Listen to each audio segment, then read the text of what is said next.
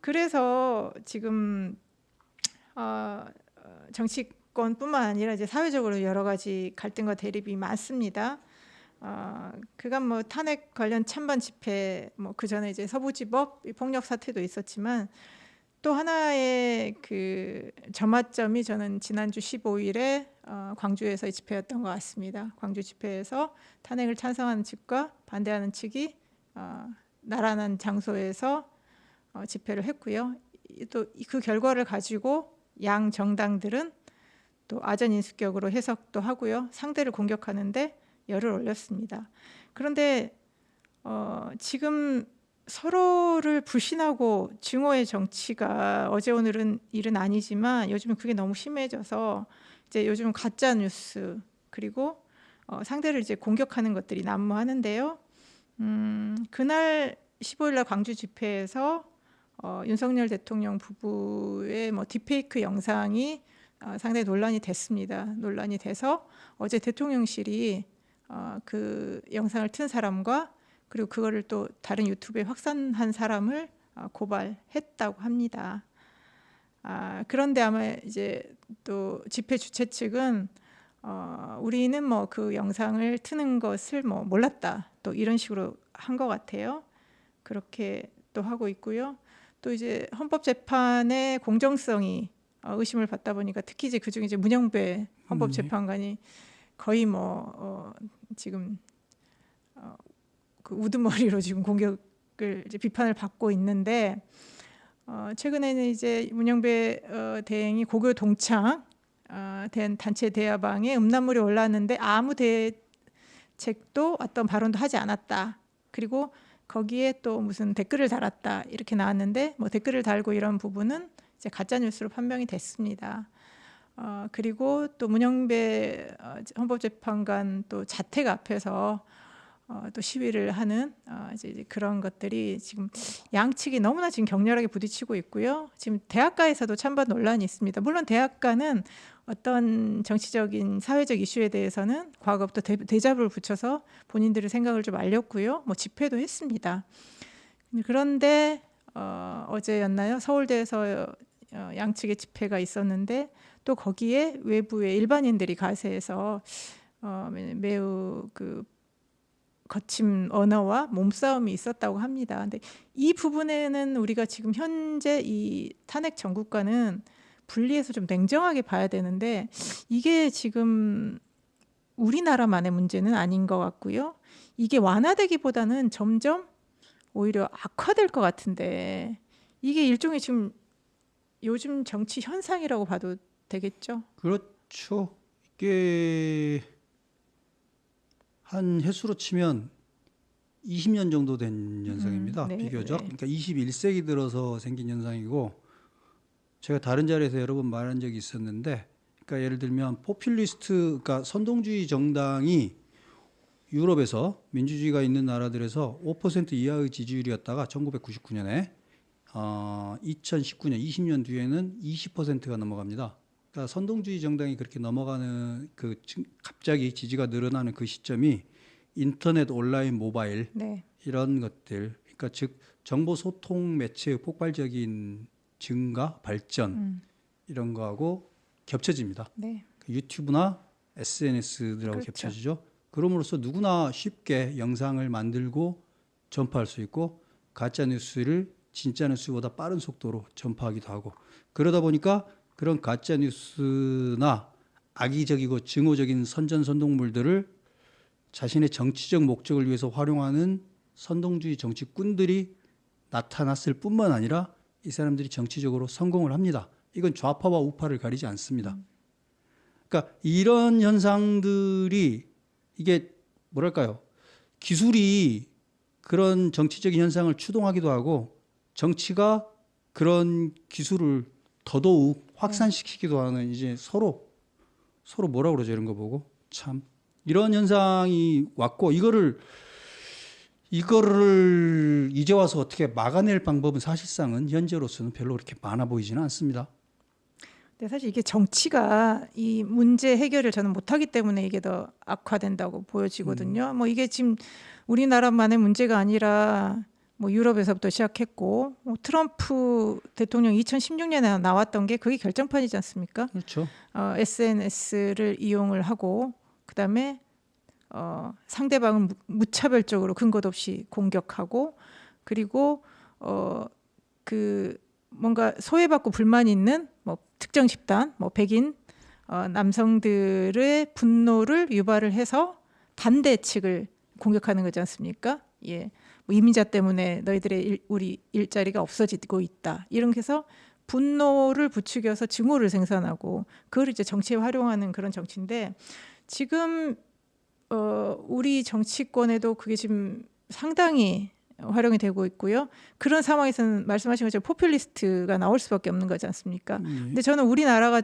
더 위험하다고 보는 게 통상 그런 것은 우익 그러니까 물론 좌익도 있지만 우익 포퓰리스트들이 더 다수였고 지금 유럽은 주로 극우라고 하는 포퓰리스트인데 많죠. 예. 지금 오히려 우리나라에서는 진보를 표방하는 정당이 훨씬 포퓰리스트적 행위를 하고 있고 뭐 유럽에 근데 좌파 포퓰리스트도 최근에 많이 있습니다. 예, 있죠. 그래서 이 증오 정치를 이제 이게 저는 이제 증오 정치라고 보면서 얘기를 하는 게 지금 이제 국민의힘도 계속 헌법재판소가 공정하지 못하다고 문제 제기를 하면서 여러 번 헌법재판소에 항의 방문도 했고요. 그러니까 이제 더불어민주당은 서부지법에 가서 빨리 그때 난동자들 특히 그거를 선동한 정광훈 목사를 빨리 뭐 법적으로 처리해라 이런 얘기를 좀 나오고 있는데 저는 엊그저께 이재명 대표 페이스북 보고 깜짝 놀랐습니다. 한번 보여주시겠어요? 글쎄 이분이 워낙 뭐 직설적으로 얘기를 하고 선동가의 언어를 쓰지만 아마 이제 광주 집회 직후였던 것 같아요.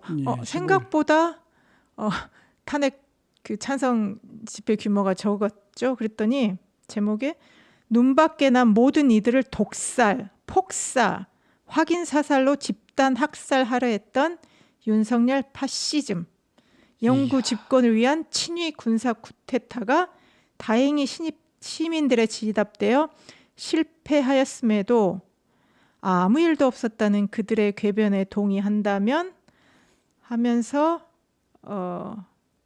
유명한 시를 좀 인용을 했습니다. 예, 나치에 침묵했더니 결국 그 상황이 나에게 닥쳤을 때 나를 위해 말해줄 이들은 아무도 남아있지 않았다.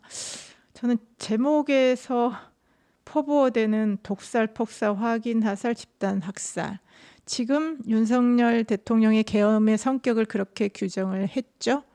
그러고 일종의 홀로코스트로 표현을 한 거지 않습니까?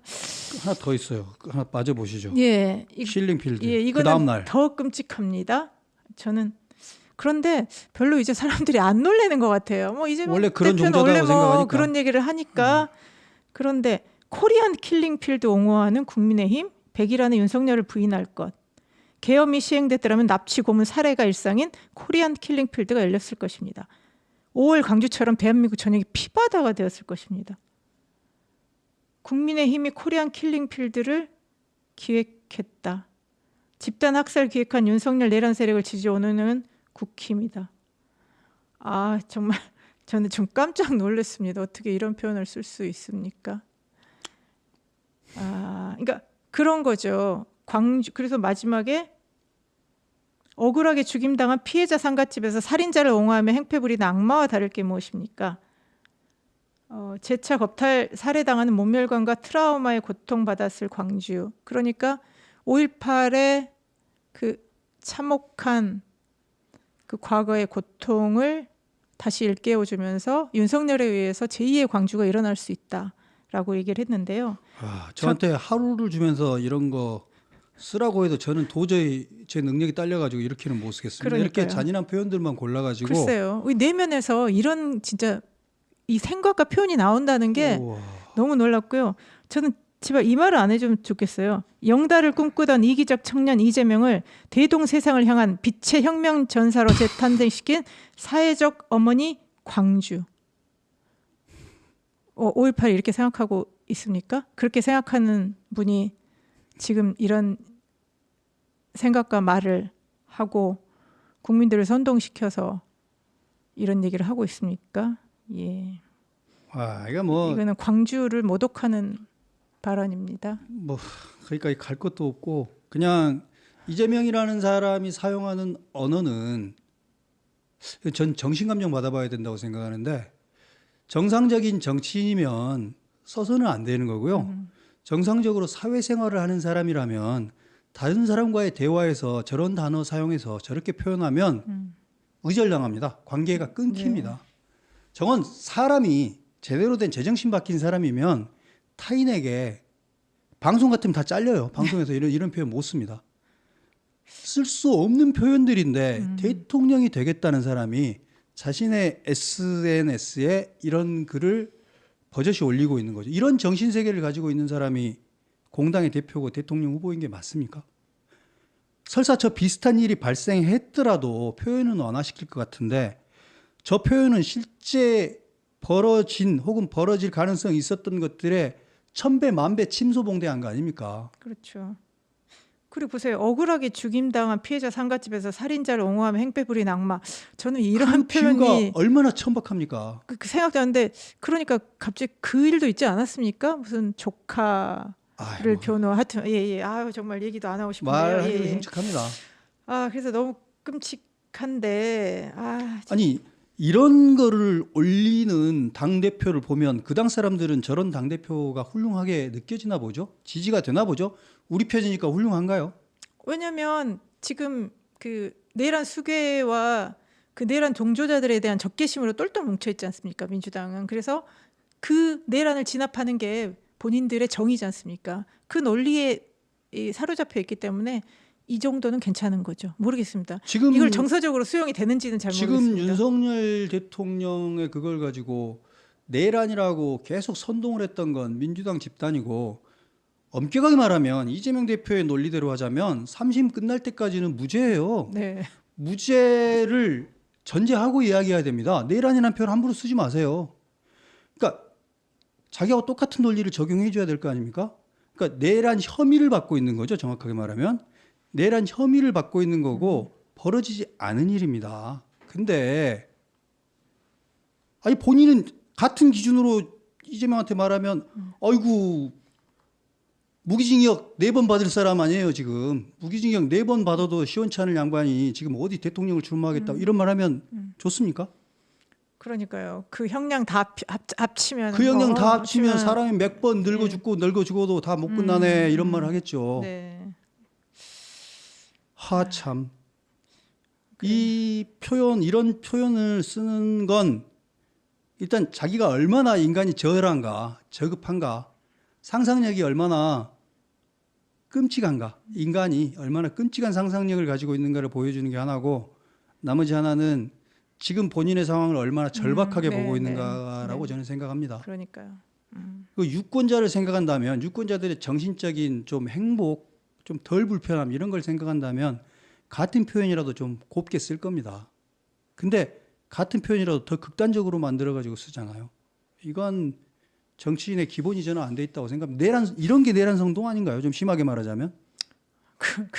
그러니까요. 아우 무슨 예. 정말 원래 이제 공포 마케팅이 먹히긴 하는데 이렇게까지 이거는 공포를 넘어서 거의 이게 얼어붙게 만드는 거기 때문에 전혀 효과가 없다. 오히려 역효과가 난다. 예, 다시 한번 좀 생각하고 제발 더 이상 이렇게 정말 우리 국민 수준에 안 맞는 그런 표현들 다시 안 봤으면 좋겠어요. 그래서 하도 이 표현이 좀 어이가 없으니까 전에 이제 국회 입법조사처장을 지낸 정치학 박사이신 김만음 박사께서 칼럼을 좀 쓰셨더라고요. 적개심을 동원하는 정치를 멈춰야 한다고 하는 거죠. 예. 이재명 대표가 윤석열의 계엄이 관철됐으면 국민 수천 수만이 무인도에서 바다에서 죽어갔을 것이라고 했죠. 국민의힘이 이제 전두환의 구테타 세력 이제 5.18 그 이제 같이 한 거죠. 정말 증오와 적개심의 정치거든요. 그리고 뭐 이 과거 히틀러도 그랬어요. 사람들 그때 1차 대전 이후에 독일의 그 불안과 실업으로 인해 국민 불만을 계속 부추겼지 않습니까? 그 적개심을 유대인들한테 돌렸었고요. 우리 민족주의, 우리가 최고다 이렇게 가는 건데요.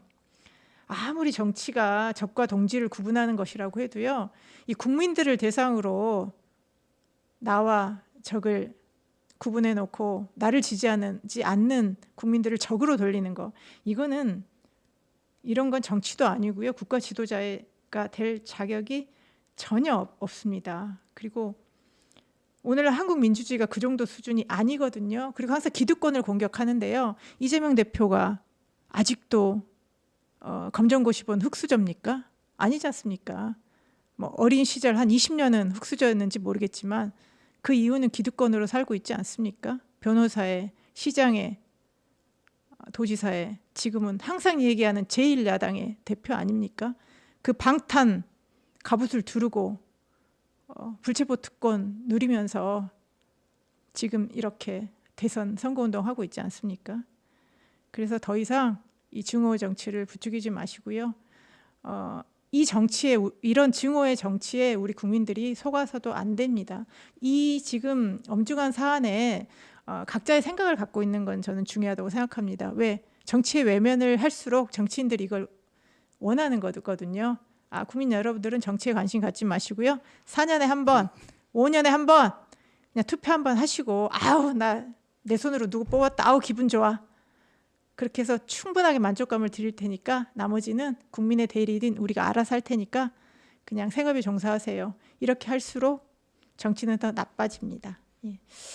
그래서 지금 가짜뉴스가 범람하는 시대에 잘 좀 분별하시고, 그리고 우리가 분노는 하되 상대를 증오하는 그런 정치는 하지 맙시다라는 차원에서 오늘 이 주제를 생각해봤습니다. 조금 더 보충을 해드리자면, 자, 이재명은 마치 민주주의자인 것처럼 말합니다. 이재명 대표는 본인이 민주주의자인 것처럼 말해요. 그러니까 국민의 명령이다. 정치는 정치인이 하는 것 같지만 사실은 국민이 한다. 국민의 명령이다라고 말을 합니다.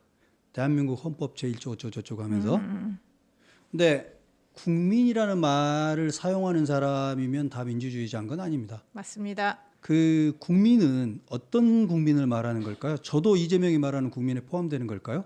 여러분은 포함되시는 것 같습니까? 아닙니다. 이재명이 국민으로 받아들이는 국민은, 추상적인 국민이라는 단어에 포함되는 사람은 누구냐면 그때그때 이재명의 생각과 일치하는 국민만 국민입니다. 이재명의 생각에 일치하지 않는 국민은요, 국민이 제거해야 될 적이 됩니다. 자, 이런 사람이 민주주의자입니까? 국민이라는 단어를 사용하지만 사실은 자신을 지지하지 않는 국민은 적으로 돌리는 사람이기 때문에 이 사람은 민주주의자가 아니고 민주주의의 적입니다. 이런 식으로 말을 하는 사람은. 이게 이재명이 국민의 명령이라는 말을 반복할 때마다 몸서리치기 전 두려운데요. 저 국민은 왜 나는 항상 안 들어가는 걸까라는 생각을 하는데, 국민이라는 말을 쓰는 사람 절대 믿지 마라. 국민의 명령이다라고 말하면서 사실은 본인의 명령을 말을 하고 있는 겁니다. 그다음에 법과 제도와 원칙, 민주주의는요, 다수의 의견을 따르는 게 다가 아니고 다수가 언제나 소수를 억압할 수 있기 때문에 다수가 소수를 함부로 억압할 수 없도록 다양한 법과 제도와 원칙으로 규제를 만들어 놨습니다. 소수자 보호, 힘없는 사람들의 보호. 법과 원칙이 없으면 힘없는 아이들과 여성들, 힘없는 남성까지 포함해서 언제나 당하고 살겠죠. 그러지 않게 하라고 만들어 놓은 게 법과 원칙이고 규정입니다. 자, 근데 그런 법과 원칙과 규정은 힘세다고 안 지키면 안 되겠죠. 법과 원칙과 규정을 위아래 없이 다 지켜야 민주주의자입니다. 근데 이재명 대표는 그렇습니까? 안 그렇습니다. 법과 원칙과 규정은 본인에게는 해당되지 않아요. 법과 원칙과 규정이 특정 한 사람 앞에만 가면 휘어지는 이런 사람 민주주의자 아닙니다. 민주주의자는 준법주의자가 민주주의자입니다. 법을 지키는 사람이 민주주의자입니다. 본인부터 법을 지키는 거죠. 남에게는 법 지키라고 그러고 나는 법 안 지키는 사람은 전혀 민주주의자일 수 없습니다. 그러니까요. 이재명은 스스로 민주주의자라고 말하지만 딱 민주주의자가 아니고 독재적인 선동주의자의 정치적 행태를 전형적으로 보여주고 있는 겁니다. 그래서 요즘 되게 그 트럼프 막 이렇게 추앙하잖아요. 예. 예. 그래서 어제 발언들이 참 저는 약간 놀라서 좀 소개 좀 해드릴게요.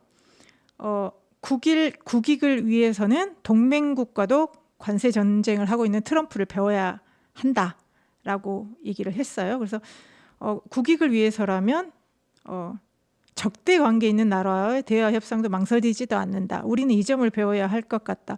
이 말을 하면서 뭐지? 이 사람이 생각하는 국익은 뭐지? 항상 모호하잖아요. 추상적이고 그리고 적대 관계 있는 나라와도 대화 협상. 그러니까 뭔가 지금 트럼프가 본인의 역할 모델이 지금 꽂혔잖아요.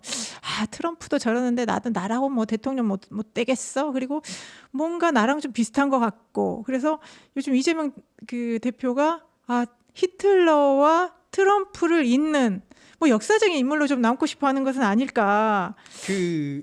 이재명 싶습니다. 논리가 국익을 위해서는 뭐라고 그랬죠? 국익을 위해서는 동맹 국가의 관세 전쟁을 불사할 뿐만 아니라 적대 관계 있는 나라와도 대화 협상도 망설이지 않는다. 국익을 위해서는 적과 알을 가리지 말아야 된다라는 예, 이야기인 그러니까 건데 자기 이제 실용주의자라는 그런 얘기죠. 그렇죠.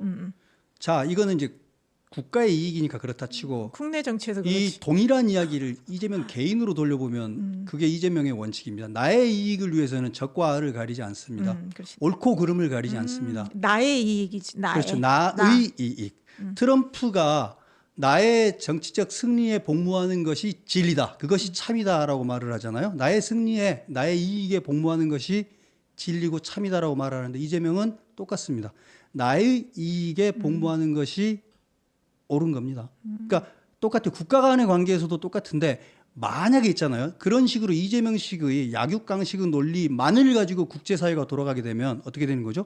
모든 나라들은 강한 나라들일수록 자기들이 힘대로 다 그렇게 그러니까요. 해버리게 되면 네. 힘이 없는 나라는 절대 언제나 그럼 학대당하고 당할 수밖에 없습니다. 가뜩이나 그렇게 당하는데 조금이라도 덜 그렇게 하라고 국제사회도 있는 거 아니에요? 그럼요. 근데 그럼 인도주의도 있는 거고. 이재명한테는 인도주의 없는 거죠. 적에게도 무기를 팔 수 있어야 됩니다. 국익을 위해서라면. 그래서 어제 또 한 얘기 더 덧붙이면 좀 황당했어요. 이게 하도 이제 뭐 말 바꾼다 뭐 이런 얘기를 많이 지적을 하지 않습니까? 그러니까 무클릭. 그래서 아마 그것 때문에 그런 건지 뭐라고 얘기했냐면 세상이 바뀌고 상황이 바뀌었는데도 변하지 않으면 그것을 바보라고 합니다.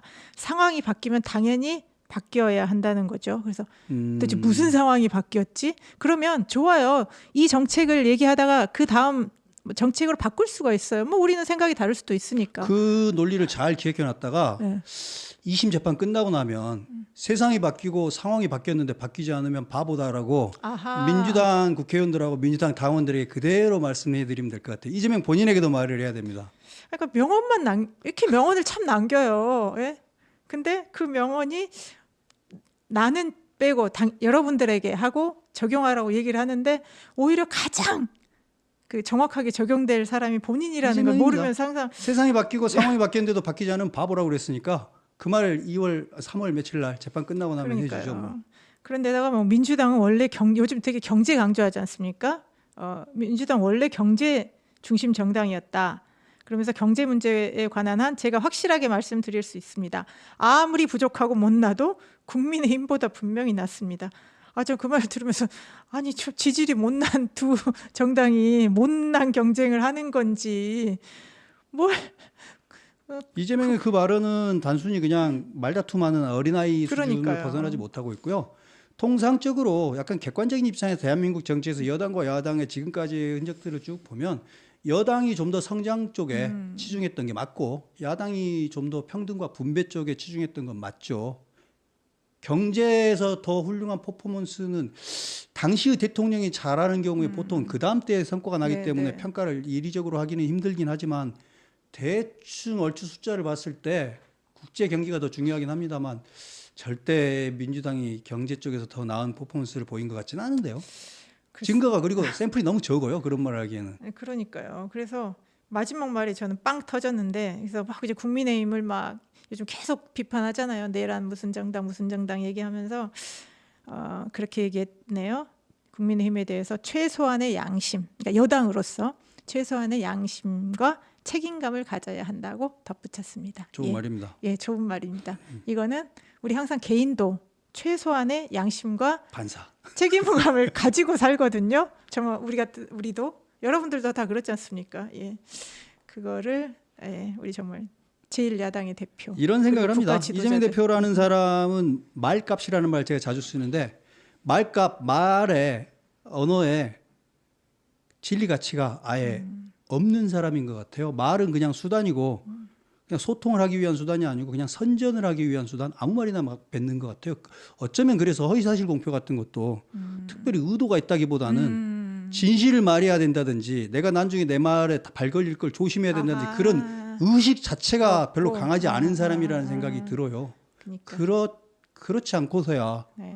이렇게 진짜 터무니없이 아무 의미도 없는 이런 말들을 막 뱉어댈까요, 정치인이? 그 말이 언제나 자기 발목을 잡는데 참 독특한 종류의 사람을 만났죠. 저뿐만 아니라 저 같은 시대에 살고 있는 여러분이 독특한 종류의 정치인 한 명을 만나가지고 참 못 볼 꼴 많이 보고 살고 계십니다. 아니, 그러다 보니까 요즘은 저도 그래요. 저도 참 이상한 논리를 잘